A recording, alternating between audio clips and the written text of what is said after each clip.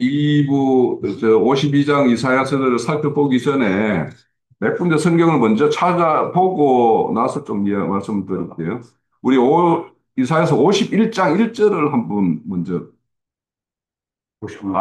이게 아니고 50장 1절을 먼저 한번 읽고 자, 나 여호와가 이같이 말하노라. 내가 너희의 어미를 내보낸 이혼 정서가 어디 있느냐? 내가 어느 체주에게 너희를 팔았느냐? 보라, 너희는 너희의 죄악으로 말미암아 팔렸고, 너희 어미는 너희의 패역함으로 말미암아 보냄을 받았느니라. 자, 오늘 여기 보면은 값없이 속량한다라는 말이 있죠. 그러면 그들이 지금 뭔가 하나님이 그들을 체주에게 판 것이 아니죠, 그죠? 예, 자신의 죄 때문에 이렇게 넘김이 된 것이고, 거기에 이제 붙여짐이 된 것인데, 자, 55장 또 한번 봅시다. 55장 1절에, 오호라, 너희 모든 목마른 자들아, 물로 나오라, 돈 없는 자도 오라, 너희는 와서 사 먹되, 돈 없이, 값 없이 와서 포도주와 젖을 사라. 이런 말씀 있어요. 그래서 여기도 보면 값 없이, 예, 또 이렇게 구원에 이를 그런 행사를 하실 것을 말씀하고 있는데 또 마태복음으로 한번 가봅시다. 마태복음 22장. 네. 22장 신약성경 38면 내가 아까 찾아보니까 예수께서 다시 음, 자, 혼인잔치 비유죠. 예수께서 다시 비유로 대답하여 이르시되 천국은 마치 자기 아들을 위하여 혼인잔치를 베푼 어떤 임금과 같으니 그 종을 보내어 청한 사람들은 혼인잔치에 오라 하였더니 오기를 시인하거늘 다시 다른 종들을 보내어 이르기를 청한 사람에게 이르기를 내가 오찬을 준비하되 나의 소와 살림 짐승을 잡고 모든 것을 갖추었으니 혼인잔치에 오소서 하라 하였더니 그들이 돌아보지도 않고 한 사람은 밭으로 한 사람은 자기 사업하러 가고 그 남은 자들의 종들을 잡아 모욕하고 죽이니 임금이 노하여 군대를 보내어 살인하는 자를 진멸하고 그 동네를 불사르고 이에 종들에게 이르되 혼인잔치가 준비되었으니 청한 사람은 합당치 아니하니 내 글이 길가에 가서 사람들을 만나는 대로 혼인잔치에 청하여 오라 한데 종들이 길에 나가 악한 자들을 선한 자나 만나는 대로 모두 데리고 혼인잔치 손님들이 가득한지라. 임금이 손님들을 보러 들어올새 거기에 애복을 입지 아니한 사람 보고 이르되 친구 여자의 애복을 입지 않고 여기에 들어왔느냐 하니 그가 아무 말도 못하거늘 임금이 사람들에게 말하되 그 손목을 묶어 가까운데 내던지라 거기서 슬피 울며 이를 가르게 되리라 하니 청함을 받은 자는 많되 택함을 입은 자는 적니라 이렇게 말씀을 해요. 여기에도 보면은 이제 처음 예수님은 자기 땅 자기 백성들에게 와서 그들을 이제 이렇게 초청했지만은 거기에 응하지가 않았죠. 네. 그래서 이제 길거리 내거리로 갔다라는 것은 이제 온 땅에 이제 사람들을 불러 모으는 이방 시대의 어떤 그런 말씀을 하고 있어요. 그러나 이방 교회 시대, 그 교회 시대 때에도 거기에 참여하는 자들이 거기에 합당한 예복을 입지 않더라 그러죠. 11절에 그 보면서. 그런데 이제 마지막 결론은 청함을 받은 자가 많되 택함을 입은 자는 적더라 이렇게 말씀을 해요. 자, 이런 말씀이 있고 제가 이제 고린도 후서 6장도 한번 가봅시다. 이거 종종 언급되는 것 같은데 292면입니다.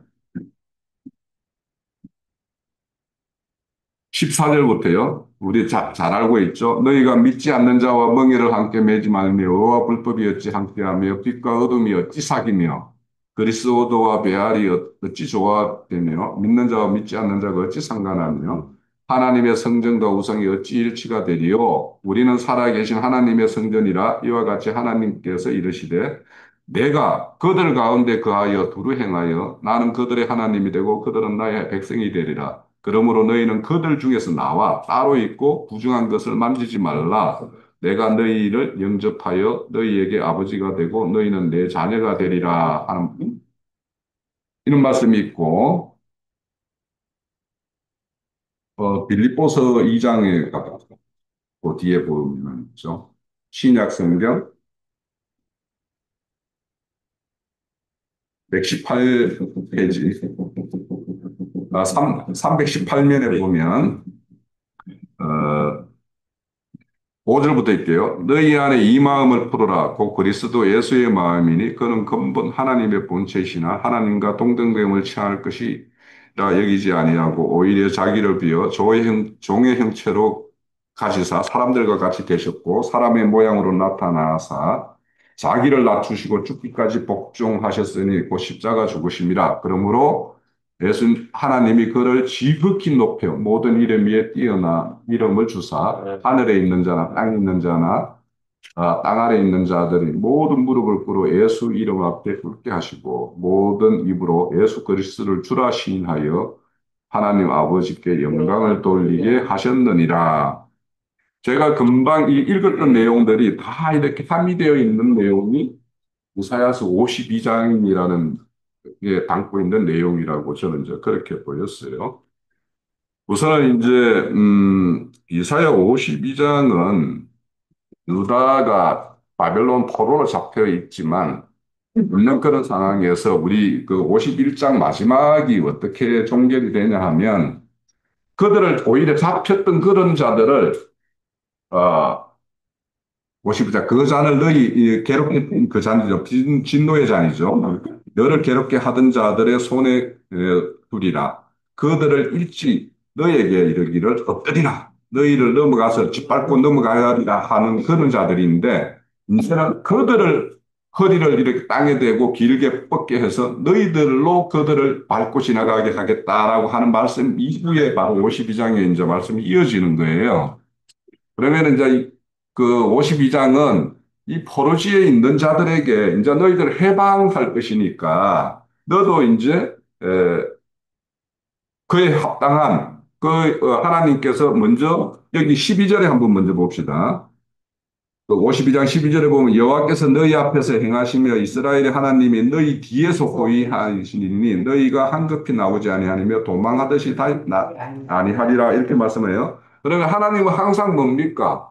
대적들을 이렇게 정벌을 할 때는 하나님께서 먼저 나가서 행하셔 놓고 이제 그거를 진짜 실행을 옮길 자들을 이제 이렇게 이끌어서 그 일을 이제 완전히 이루거든요. 역사적으로. 그러면 이제 지금 그 51장 마지막 절에서 행하실 일을 행하셨어요.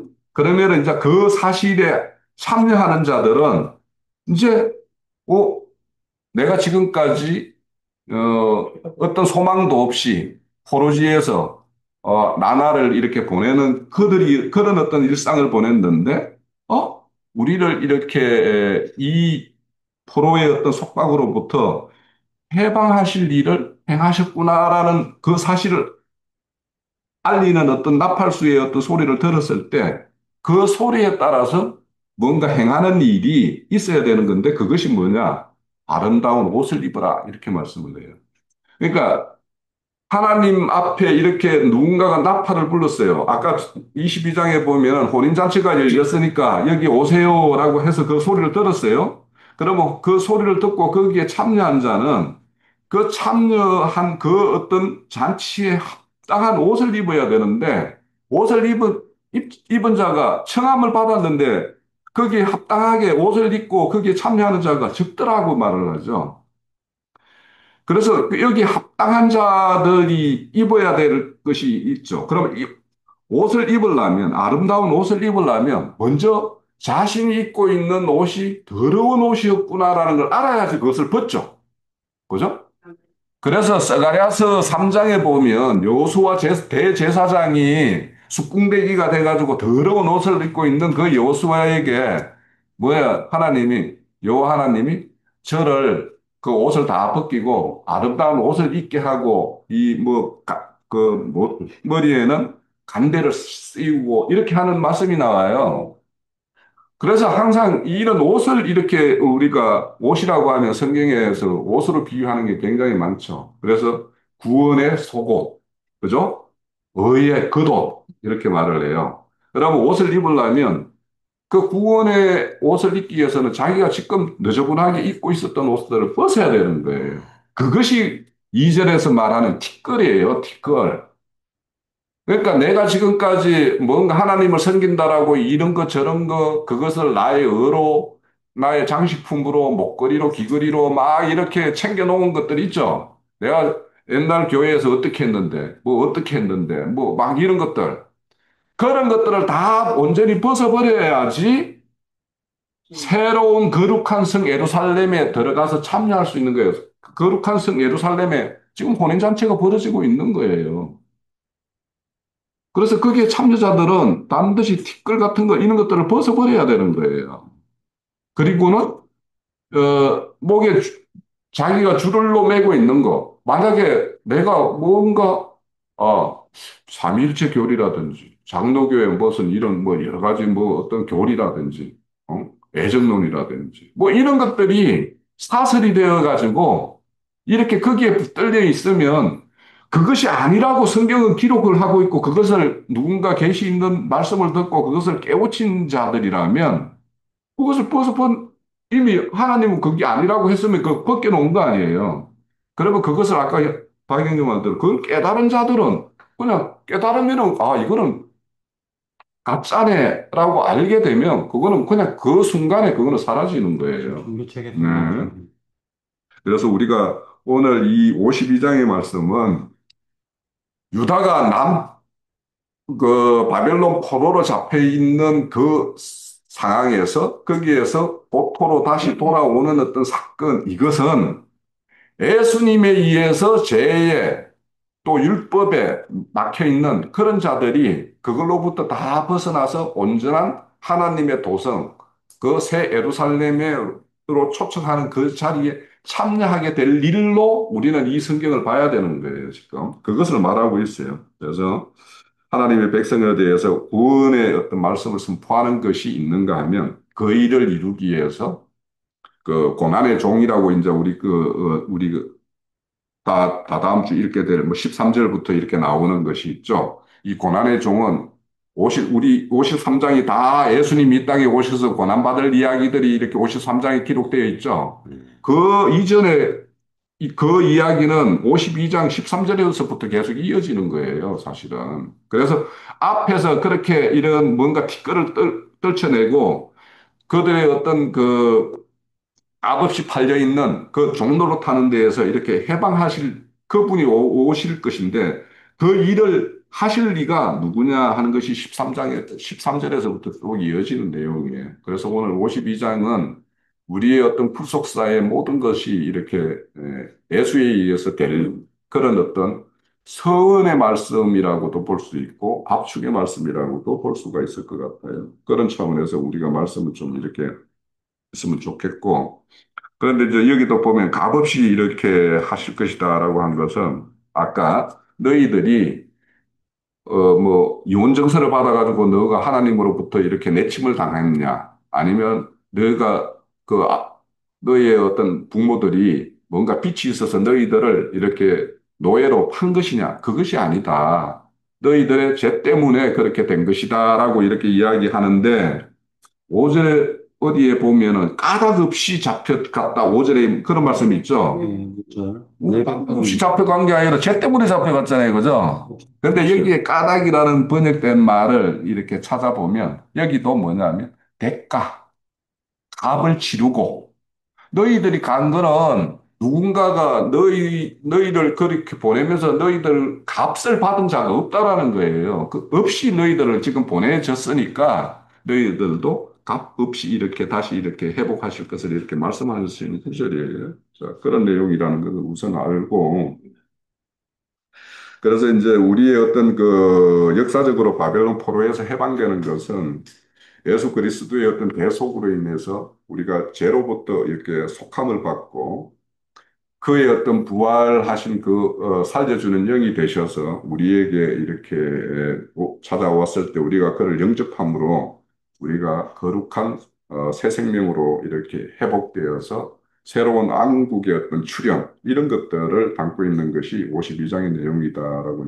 이제 그렇게 이해를 가지고 1절에서부터 오늘 6절까지 봤으니까요. 한번 좀 볼게요.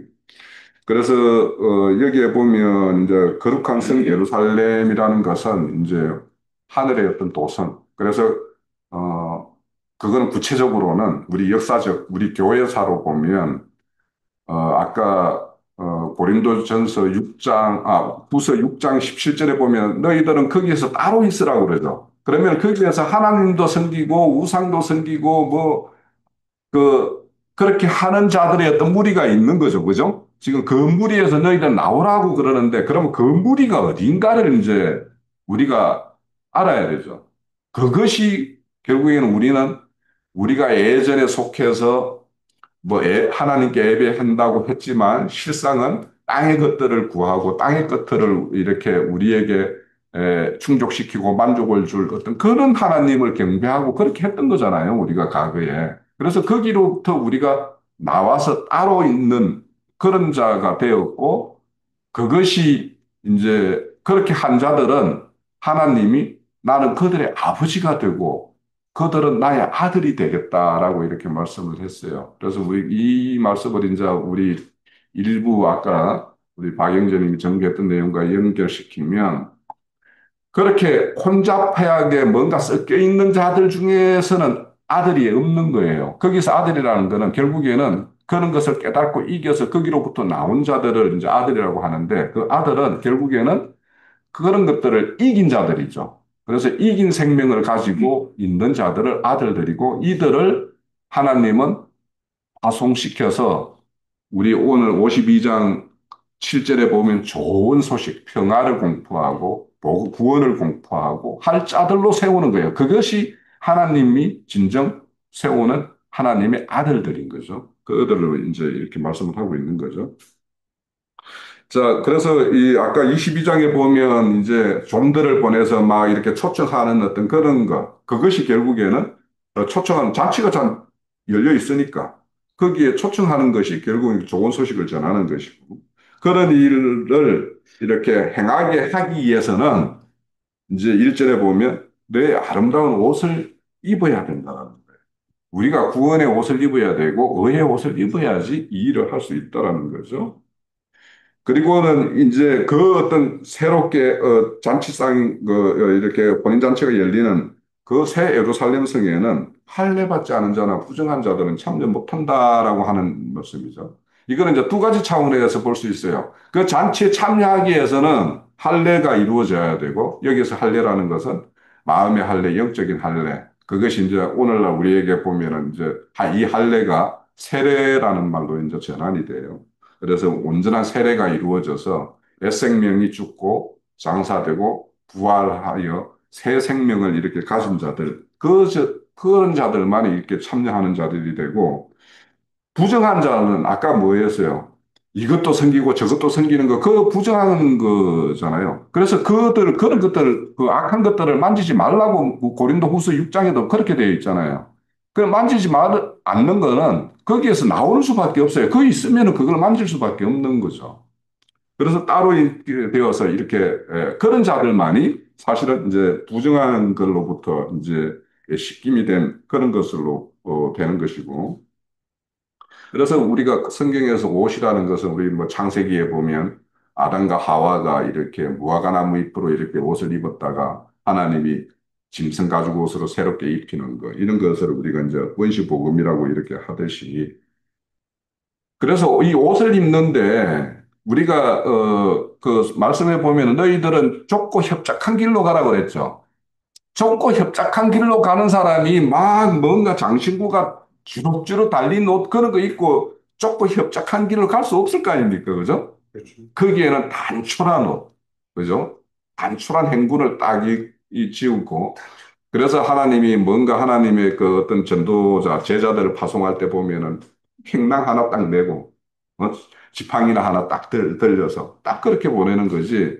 이것저것 이렇게 하는 것은 실질적으로 이제 그거를 다른 걸로 비유하면 뭐 신학이 어떻고 교리가 어떻고 막 이런 무수한 여러 사람들의 이런 말 저런 말들 막 이렇게 들은 거 이런 것들을 다막 혼잡하게 해가지고 이렇게 가는 것들을 이렇게 말을 할 것인데 우리는 하나님의 그 단순한 말, 구원의 말, 이런 말씀만 이렇게 단정하게 읽고 나가는 것이 이제 맞겠죠. 그리고, 2절에 보면 여기서 티끌이라고 하는 것들은 우선은 이제 포로지에 이런 데 오래 잡혀 있고 그런 데 하면은 남유다의 어떤 그런 실상으로 보면 자 패배의식 이런 것도 겠죠 뭔가 소망도 없고 뭔가 기댈 언덕도 없다라고 하는 어떤 절망과 같은 어떤 이런 절망감 이런 생각이 이제 어째 보면 그런 포로지에 잡혀 있는 자들의 어떤 티끌과 같은 것들이에요. 그런 것들일 것인데 에, 그런데 이제 사실은 사람들은 이게 우리가 일상에서 살아가면서요.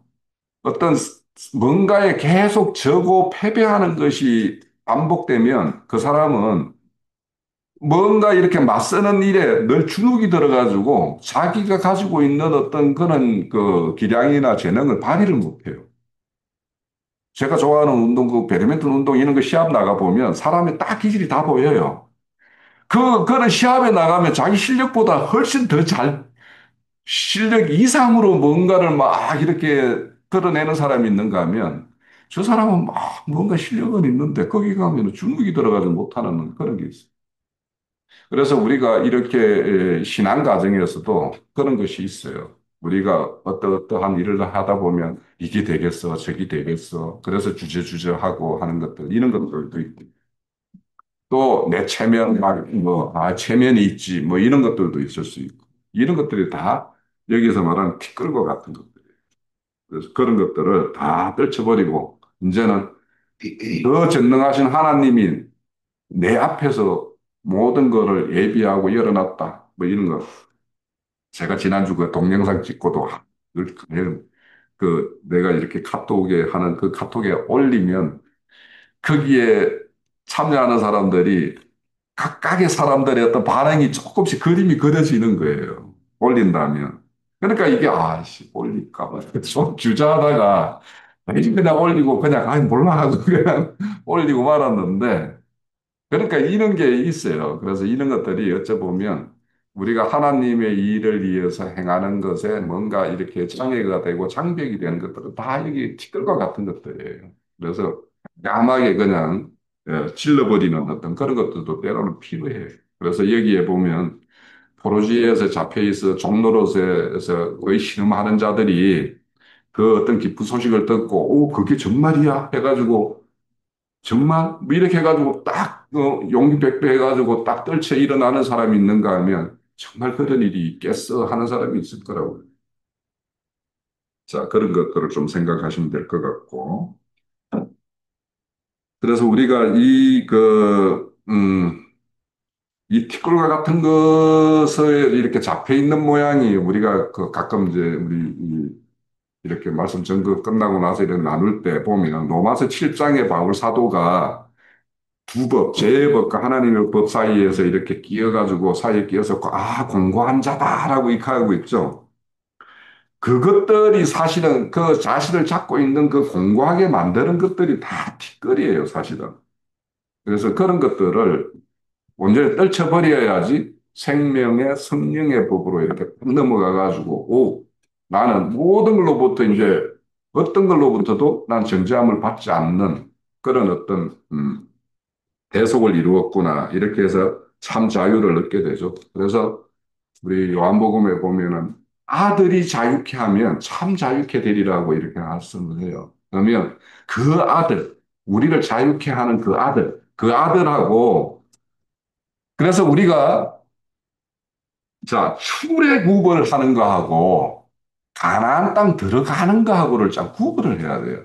그러니까 모세의 인도에 따라서 세상에서 불러내서 강약기를 행하게 하는 그 모세의 인도하는 것과 그거는 세상에서 불러내는 게 목적이에요. 그런데 실질적으로 그것을 불러낸 이유는 약속의 땅, 가나안 땅에 들어가기 위한 거예요.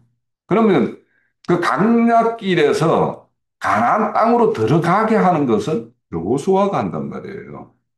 그러니까 모세의 인도에 따라서 강야에서 이렇게 배회하는 그 신앙을 하고 있으면서 나는 하나님의 구원을 받았다. 나는 구원을 다 이루었다. 뭐 이렇게 나는 이기는 자다라고 하면 그거는 전혀 안 맞는 거예요. 그러니까 세상에서 나와서 강약길이 있었으면 그 강약길을 끝내고 하나님의 약속의 땅에 들어가서 가나안 족속들을 정벌하는 일에 참여하는 자가 되어야지 그것이 하나님의 목적인데 그 중간쯤 와가지고는 나는 내 할 바를 다 하고 있다라고 한다라면 그거는 하나님이 출애굽시키는 어떤 목적과 안 맞아요. 그러니까 항상 우리는 모세의 인도에 따라서 종교개혁에 나왔어요. 그 종교개혁가 강약교회예요. 그 강약교회를 끝내고 약속의 땅, 가나안 땅으로 들어가는 거는 순수 하나님의 아들에 의해서 들어가는 거예요. 그거는 자원에서 들어가는 거예요. 강제로 들어가는 게 아니에요. 그래서 오늘 우리 말씀에도 보면은 12절에 보면 이렇게 황급히 도망하듯이 다니지 아니할 것이다. 이렇게 되어 있죠. 출애굽은 도망하듯이 나왔어요. 황급히 나왔어요. 뭐 이거는 따지고 마지고 할 것도 없어요. 하나님이 강제로 다 나오게 했어요, 거기는. 왜냐? 바로가 잡고 있는 것을 열재앙으로 해가지고 그가 바로를 손을 항복시켰고 그 나와서는 홍해의 강도 뒤에서 바로 군대가 막 추적해 오니까 어? 여기에서 잡혀도 죽고 저 강이 들어가다가 저 물이 이렇게 합쳐져 가지고 수장될 수도 있지만은 이러나 저러나 죽게 되었으니까 그 그냥 두려움을 안고 그 홍해를 걷는 거예요. 그렇지만 출애굽한 그 자들이 강약길을 끝내고 약속의 땅 가나안 땅을 건너는 거는 다 따져보고 건너보고 다 해보고 건너가는 거예요. 저도 이렇게 다들 그렇겠지만 우리가 이렇게 오늘에 이르는 이 모임까지 오기까지 우리가 여러 단계의 교회를 거쳐왔잖아요. 거쳐오면서 그 단계할 때 다음 교회, 다음에 어떤 모임으로 이렇게 조금이라도 진보된 것으로 나온다고 할 때 거기 뭐 그냥 성급 나갔어요? 아니잖아요. 아, 그거 봐서 이 모임은 어떤 모임이고 저 모임은 어떤 모임이고 뭐 이런 것들 다 짜져보고 아, 그래도 내가 속한 여기보다는 여기가 더 뭔가 낫다라는 생각이 들었으니까 거기로 옮겼고. 그래서 늘 이렇게 뭐냐, 출바벨론은 다 따져보는 거예요. 그래서 그들에게 우리가 따져보게끔 정보를 주는 것이 어찌 보면 복음의 어떤 전도예요. 그러니까 그들의 믿는 너희들이 신앙하는 어떤 그 모양과 우리의 어떤 신앙하는 모양을 네가 다 한번 두 개를 견주어 봐서 이게 맞냐 저것이 맞냐 따져보라고 우리는 정보를 주는 거예요. 그것이 복음이에요. 복음 전파예요. 그래서 그런 것들을 이제 이렇게 행하기 위해서는 그런 어떤 스스로 갖춰져 입어야 될 옷도 있고 자신이 뭐에 이렇게 사로잡혀 있었던가 하는 그 목줄도 벗어버리고 이런 자들이 그러니까 내가 그런 것들을 다 벗어버 티끌도 떨어버리고 목줄도 풀어서 그렇게 온전히 자유한 자만이 그 일을 할 수가 있어요. 근데 이제 3절에 보면 이런 일들을 값없이 이렇게 하신다라고 하셨고 자, 4절에 보면 주 여호와께서 이같이 말씀하시되 내 백성이 처음에는 애굽에 내려가서 거류했대. 그때는 어 누가 있었어요? 요셉이 이렇게 그들을 보호막이 되어서 이렇게 있었죠. 그래서 단순히 기근이 들어가지고 가나안 땅 기근이 들어서 그 뭔가 먹고 살 것이 있는 애굽 땅으로 내려갔을 뿐이에요. 그런데 요셉이 있을 동안은 그들이 그런 어떤 별도의 어떤 그런 처소에서 이렇게 거류했었는데 이제 요셉을 알지 못하는 왕이 딱 들어오니까 뭐 어떻게 했어요? 그들을 종 삼았죠. 예?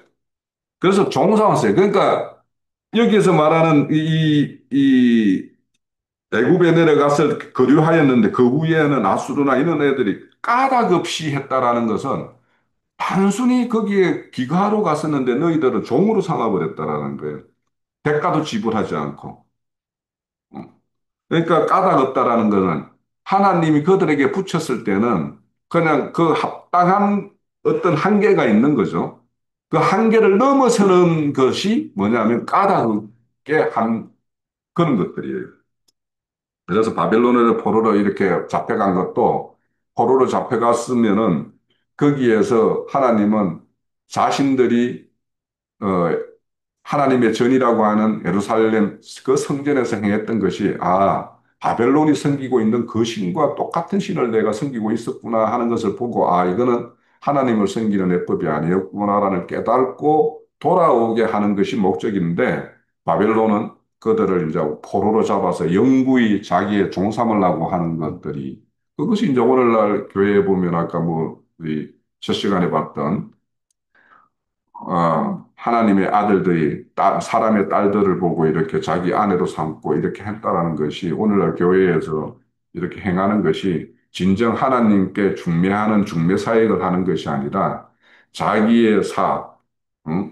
하나님의 일이라고 포장되어 있는 자기의 사업을 이렇게 하는 어떤 그런 것들을 이렇게 말하는 것이라고 볼 수 있겠죠. 자, 5절에서 그래서 거기에 내 백성이 까닭없이 잡혔다. 이런 말은 여기를 잘못, 이 말 그대로 보면 이유 없이 이렇게 잡혀갔다라고 하는 건데 그런 것처럼 보이지만은 여기에 이제 이게 히브리어로 좀 찾아보면 그죠. 무료로 대가 없이 잡혀갔다. 이런 뜻이에요. 그래서 앞에서 말하는 그런 거와 똑같이 난 너희들을 팔지 않았다. 너희 죄 때문에 너희들이 거기 그렇게 넘겨진 것일 뿐이다라고 하는 그 말씀의 어떤 연결이라고 이렇게 보면 될 좋겠고 이 말씀의 의미를 새겨보려면 욥기 1장 1장을 가보세요. 그 사단이 욥을 이렇게 그 정죄하는 모습이 나오죠. 하나님이 욥에게 하는 자손과 재물을 이렇게 안겨주지 않았으면 어떻게 욥이 저렇게 하나님을 막 섬기겠습니까? 이렇게 말을 하잖아요. 8절. 여호와께서 사탄에게 이르시되 내가 내 종을 주의하여 보호하라. 그와 같이 온전하고 정직하여 하나님을 경외하며 악에서 떠난 자가 세상에 없느니라 하니까 9절에 사탄이 여호와께 대답하여 이르되 욥이 어찌 까닭 없이 하나님을 경외하겠습니까? 여기 돼 있죠. 까닭 없이 이유가 있다라는 거죠. 여기에는 오히려. 그러니까 사탄이 말하는 것은 욥의 집을 얼마나 하나님이 소유물이나 그런 걸로 이렇게 풍성하게 해줬으니까 욥이 그렇게 섬기지 않습니까? 이렇게 대가를, 그런 까닭 없다라는 게 여기에 대가를 지불했으니까 하나님이 대가로서 이렇게 집의 소유를 넉넉하게 해주고 이렇게 했으니까 그렇게 하고 있는 거 아닙니까? 이렇게 말하는 거예요. 그래서 까닭 없다라는 것은 이유 없다라는 것이 아니라 하나님께 뭔가 대가를 지불했으니까 그런 거 아닙니까? 이런 의미예요. 그런데 여기는 이제 까닭 없다라고 했으니까 대가 없이 이런 어떤 의미로 이렇게 연결해서 계속 보시면 될 것 같고.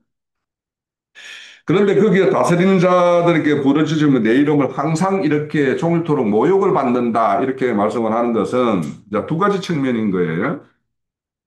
하나님의 자녀, 하나님의 속한 자라고 하면서 하는 짓이 하나님 이름을 욕먹이는 짓을 한다라는 것이 하나가 있을 수 있죠. 그죠? 그리고 또 그들을 붙들고 있는 자들은 하나님을 모르는 자들이니까. 그러니까 뭐냐 하면 하나님을 무능력 자, 뭐 그래서 아니 만약에 너희가 섬기는 하나님이 그렇게 능력 있으면 우리가 섬기는 신과 한번 맞대어 봐 하면서 그 랍사개가 막 그 조롱하잖아요. 그런 두 가지 측면이 있는 거예요. 그래서 믿는다고 하면서 하나님을 욕되게 하는 거. 그래서 우리 에스겔서 그 36장 20절에 보면 하나님의 이름을 이렇게 입에 올리는 자들이 여러 나라 가서 내 거룩한 이름을 그들로 말미암아 욕되게 했다라고 이런 말씀을 해요. 그러니까 하나님이 왜 그렇게 하나님의 속한 자들을 이렇게 때로는 이렇게 징계로 징벌로 이렇게 하냐 하면 그것이 욕되는 하나님의 이름을 욕되게 하기 때문에 그런 것이 있죠.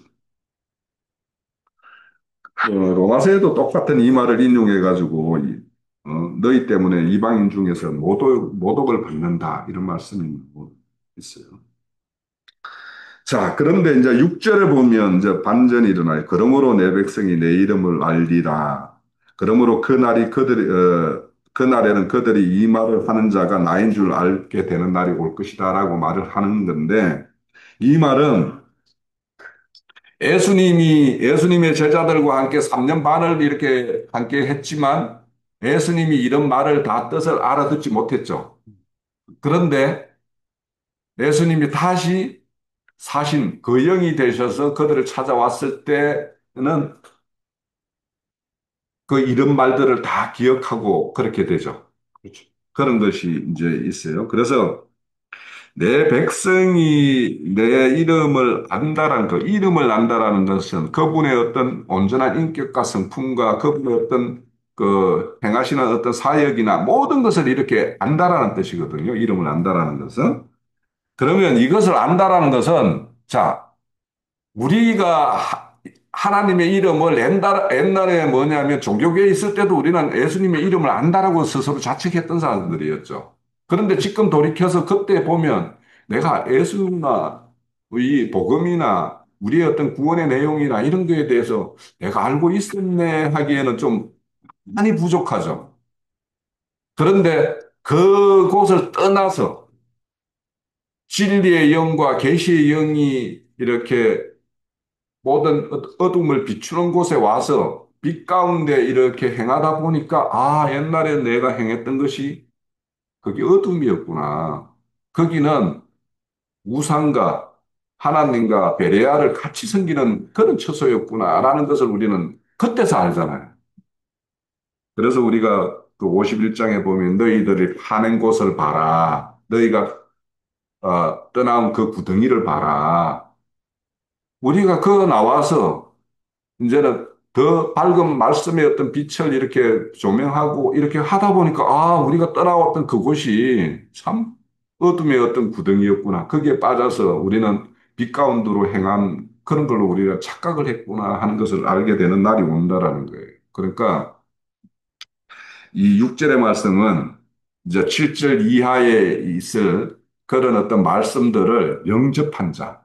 그래서 그 말씀을 영접함으로 인해서 그 섞여 있는 그 무리들에서부터 나와서 따로 있는 자가 되어서 거기에서 말씀을 듣고 더 밝은 어떤 그 세계를 이렇게 알게 되었을 때 비로소 내 이름을 알게 된다. 이런 뜻이에요. 그래서 우리가 아직 스스로는 이제 하나님 이름을 알고 하나님 이름을 부르는 자라고 하는 자들 중에 우리가 보기에는, 어?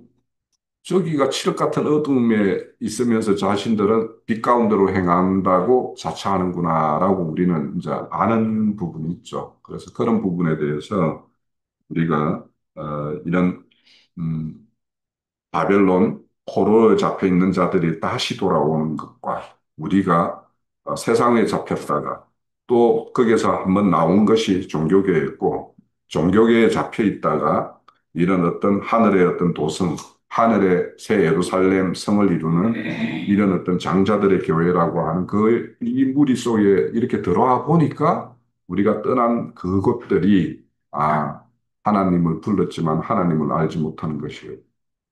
그래서 우리가 이제 비로소 그 하나님의 이름을 알고 그를 나와 함께 있는 임마누엘의 하나님, 그 영의 하나님, 그와 함께하는 우리의 어떤 신앙의 여정이 이제는 비로소 이제 시작되었고 그렇게 그 길을 함께 행하고 있구나 하는 것을 우리는 이제 알 수가 있어요. 그래서 그 내주에 다룰 이제 7절의 내용부터 쭉 이렇게 보면 결국에는 이제 이 모든 것이 예수님이 이 땅에 오심으로 인해서 이루어진 그 일들이 이 앞에서 이렇게 비유적으로 바벨론 포로에서 이렇게 다시 고토로 돌아오는 걸로 이렇게 설명하고 있구나 하는 걸로 이렇게 딱 전환해서 우리가 이해를 가질 수 있습니다. 네, 네, 이 정도로 할게요. 제가 볼게요. 1절에서는 힘이 없을지어다 할지어다 내 힘을 낼지어다 반성 예루살렘이여 내 아름다운 옷을 입을지어다 이제부터는 이제부터 할례 받지 아니한 자와 부정한 자가 다시는 내게로 들어오면 없을 것이라 이렇게 너는 티끌을 떨어버릴지어다 예루살렘이여 일어나 앉을지어다 스스로 사로잡힌 딸 시온이여 내 목에 줄을 스스로 풀지어다 계속 이 말씀을 보면요 3절에서도 여기 좋은 말씀인 것 같은데 지금 저는 책망하는 말씀으로 들려요. 왜냐면 시온이가 깰지어다 지금 잠에서 지금 안 깬 거잖아요. 그렇죠. 잠에서 깨라는 거잖아요. 음. 그 네 힘을 낼지어다. 계속 이제 아름다운 옷을 입을지어다. 그럼 우리가 어떻게 입어요? 이거는 우리가 입을 수 있는 것이 아니에요. 이제 이게 주님이 깨워가지고 우리한테 이제 입혀주시는 건데, 2절에도 보면 우리가 티끌을 어떻게 떨어버리겠어요? 우리는 한 톨도 티끌을 떨어버릴 수가 없다고 저는 좀 이렇게 봐져요. 예루살렘이여 일어나 앉을지어다. 일어나 앉고 눕고 티끌 하는 것도 우리는 아무것도 할 수 없는 그런 무능력한 존재이기 때문에 주님이 매목의 줄을 스스로 풀자다. 스스로 우리가 어떻게 풀겠어요? 스스로도 못 풀어요. 난 이걸 보면서, 아, 주님이 구속하는 가운데서 이런 말씀을 주시는 것은 우리에게, 이 3절도 보면, 너희가 값없이 팔렸으니까 돈 없이 속량되라. 이게 어떻게 보면 좋은 말씀인데, 값없이 너네가 풀려졌으니까 돈 없이 속량되리라. 그러면 값도 없이 한 거니까 속량되는 것도 물론 아무 대가 없이 속량이 돼야 돼요. 근데 이것도 주님이 속량을 해주는 거잖아요.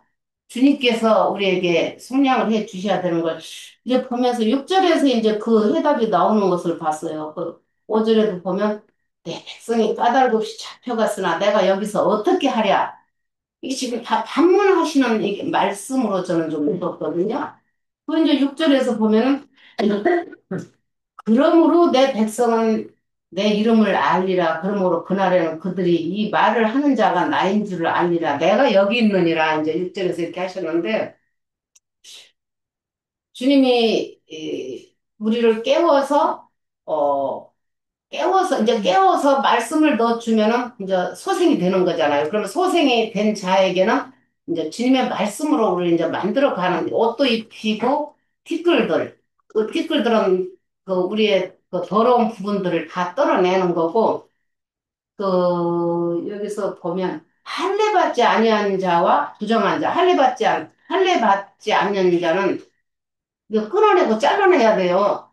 그 이 영적으로는 끊어내고 잘라내야 되는 거거든요. 육적으로는 뭐 병원 가서, 뭐 애기들 뭐 할례 받고 그래서 그러잖아요. 그걸 이제 비유로 말을 했는데, 이 주님 안에서 말씀을 듣고 우리가 끊어내지 않은 것들, 잘라내지 않은 것들, 그런 것이 있다면 다 부정한 자일 것이고, 주님 앞에 가는 우리가 이 시간 이렇게 주님한테 장작게, 물론 누구한테 반문할 필요도 없어요. 우리가 장자가 됐다고 주님이 인정을 해줘야지. 내 속에 티끌들이나 떨어버릴 것들이 많은데 누구한테 묻고 누구한테 반문할 필요는 것은 저는 없다고 봐요. 주님께서 이것을 다 떨어내고 할례 받지 않은 것들은 나의 그 할례 받으려면 그냥 받는 게 아니에요. 할례 받으면 아프잖아요. 그, 저, 세계물성 그거 그 추장도 디나 사건에 그렇게 했을 때, 다 할례 받았을 때 사흘을 꼼짝 못 했다는 것은 죽고 장사되고 부활했을 때 사흘을 거치는 거잖아요. 그럼 할례 한 번씩 받는 것이 우리도 3일은 가요.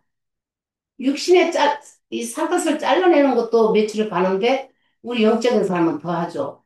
그런 거 쓸 때, 저는 그냥 이렇게 봐지지가 않더라고. 할례가 얼마나 아프며, 할례를 반드시 거쳐야만이 이 내 속에 부정한 것들이 하나씩 몸을 우리를 입혀놓고 주님 앞에 가는 그날까지 하나씩 그 먼지들이 다 떨어내지지 않나. 그 더럽고 막 진짜 묻혀 있는 것들이 한 번에 돼요. 그 양잿물로 옷을 빨으라겠어요. 양잿물로 빨지 않으면 안 지워질 만큼 우리가 이렇게 더럽혀지는 것을 보면서 저는 이 주님이 지금 6절까지 했던 말씀은 6절에 가서 이제 주님이 부드럽게 말씀을 하셨지만 그 후에는 네가 스스로 풀어라. 풀지어다 했잖아요. 풀지어다. 떨어버릴지어다. 일어나 앉을지어다. 그냥 강하게 주님한테 우리에게 어떤 메시지를 주는 걸로 저는 봤거든요. 이제 형제님들 말씀은 또 그렇게 풀어주시겠지만 저는 이제 이렇게 봤기 때문에 이 말씀을 좀 드리고 싶었어요. 네. 자, 이 부분에 대해서 우리가 좀 명확하게 하나 좀 짚어볼 것 같아요. 우리가 우리 나이 때는 부모가 다 입히고 먹이고 그죠? 그죠? 우리의 어떤 육신의 어떤 성장 과정도 똑같아요. 그렇지만 어느 생명의 어떤 사람이 있으면 스스로 뭔가 이런 어떤 자기 할 바를 찾아서 행하는 것이 생명의 순리예요. 그리고 그런 거 생명이 자라면, 아, 이게 어둠이고, 이게 티끌이고 하는 것이, 이게 분별이 안 되면, 그걸 어떻게 뽑겠어요? 그러니까 이게 우리가, 내가 아까도 말씀드렸듯이, 출애굽시키는 것과 가나안 땅으로 들어가는 것은 전혀 다른 거예요. 그래서 우리가 하나님에 의해서, 그러니까 제가 전번 주에 증거한 것도 장로교파의 애정론도 합당치 않고, 또 알미니엄주의자들의 감리교들의 어떤 인간의 자유의지에 의해서, 인간의 전적인 의지에 의해서 이루어지는 것도 아니고, 예, 하나님과 하나님이 먼저 이렇게 먼저 행하신 일을 믿음으로 우리가 취해서 믿음의 길을 가는 것은 우리 인간의 어떤 하나님의 어떤 표대에 대한 선명한 어떤 이해와 인지와 지식과 믿음으로 가는 거예요. 그러면 거기에는 인간의 의지가 발동이 안 되면, 그래서 인간의 의지라는 것이 옛사람의 의지와 새 사람의, 그러니까 하나님의 영이 우리를 이렇게 격려하고 이렇게 격동을 시켜서 우리에게 감동, 감화시켜서 이렇게 뭔가를 행하게 하는 거, 이거는 다른 거겠죠. 그래서 우리가 이제 이런 것들을 우리가 분명하게 여기에서 보면은 이미 자신들의 어떤 행한들로 인해서 포로지에서 포로로 잡혀간 신세에서 하나님은 해방의 길을 다 마련을 했어요. 그게 뭐예요? 대속이죠, 대속.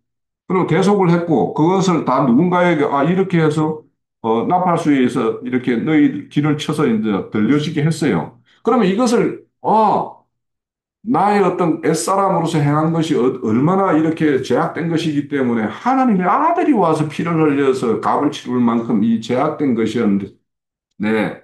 하고 그렇게 큰 감동이 있는 사람이면, 이제, 아, 이 대속을 믿음으로 취하고. 그러니까 처음에는 어렴풋한 걸로 이제 행하겠죠. 그렇지만 이게 이제 더 빛을 조명을 받으면 더 선명하게. 그래서 우리 갈라디아서 4장에 보면, 어린아이는 그 아버지가 누구에게 붙인다고 했어요, 어릴 때에는. 몽학 선생. 후견인과 청지기인 몽학 선생에게 붙여서 이렇게 가르치다가 딱 때가 차면 그것들을 다 떨쳐버리고 이제 스스로, 그래서 야곱이 처음에 바다나람을 갈 때는 어머니 리브가의 유모의 인도에 따라서 바다나람으로 가잖아요. 그렇죠. 그런데 바다람에 달을 갔다가 와서는 그 유물을 다 이제는 떨쳐버리고 이제 진짜 하나님의 베델 성전으로 올라갈 때가 있잖아요. 그런 것처럼 우리가 어떤 인도를 받고 이렇게 할 때가 있는가 하면 이제는 그 영과 연합된 그 생명의 어떤 믿음으로 인해서 이제 행할 때가 이제 오는 거니까 우리가 이런 어떤 금방 말씀 중에서 해라, 해라, 하라 이렇게 하는 거는 이미 하나님께서 모든 일을 다 예비했고 마련해 놨으니까 이제는 너희들이 믿음으로 취할 것들 그런 것들을 이렇게 말씀하시는 거니까 우리가 그런 차원에서 좀 이렇게 봐야 되는 게 아닌가 싶습니다. 이제 생명 있는 자하고 생명이 어린 자하고 저랑 같이 볼 수 없다는 걸 제가 말씀드린 거예요. 왜냐하면 다 여기 성장하는 사람은 스스로 주님 안에서 붓고 또 물어서 이게 이제 이길 수 있지만 생명이 어린 자는 이 성경에서 생명이 있는 자만 놓고 하시는 건 아니잖아요. 그러면 생명 어린 자한테는 어떻게 했을 것인가? 저는 이제 그걸 말씀드렸던 거예요. 양면으로. 그러니까 여기는 이제 포로지 70년의 세월이 이제 흘러서 이제는 해방의 어떤 때가 참 때를 이야기하는 거니까 네. 뭐 그런 차원으로 보면 될 것 같아요. 저도 잠깐만 하나 더 할게요. 52장 5절에서 보면은요, 내가 여기서 어떻게 하랴가 사실 핵심이거든요. 내가 여기서 어떻게 하랴. 사실은 하나님께서 하나님도 어떻게 할 수가 없다는 거예요. 본인이 싫다고 하는데 어떻게 하나님도 하냐 이 뜻이걸랑요, 지금. 그러니까 내가 여기서 어떻게 하랴라는 게 되게 중요하다. 사실은 여기서 까닭없이 잡혀갔다라는 것은 자기 스스로가 그 길로 갔다라는 걸 얘기하는 거니까요. 자기 스스로가 그걸 원했기서 그쪽으로 갔기 때문에 하나님도 어떻게 할 방법이 없다라는 거예요. 그러나 나중에 7절을 보면 좋은 소식이 전해질 거고 복 복된 좋은 소식이 전해지면 너희는 거기서 나오라는 거예요. 그래서 여기서 내가 여기서 어떻게 하랴, 요 말이 되게 중요한 말이라고 개인적으로 생각을 해요. 네, 중요하죠. 네.